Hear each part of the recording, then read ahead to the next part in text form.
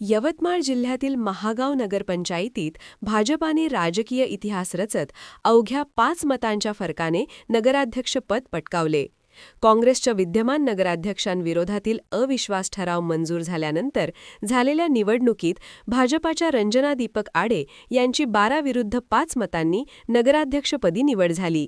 महागावमध्ये भाजपाचे 5, शिवसेना उद्धव बाळासाहेब गटाचे 4 आणि काँग्रेसचे 3 बंडखोर नगरसेवक असे संख्याबळ होते. ठाकरे गटाने भाजपाला दिलेल्या पाठिंब्यामुळे तसेच काँग्रेसच्या 3 बंडखोरांनी आतून मतदान केल्याने राजकीय समीकरण पालटले. सर्वाधिक संख्याबळ काँग्रेस आणि ठाकरे गटाकडे असूनही नगराध्यक्ष पद राखण्यात त्यांना अपयश आले.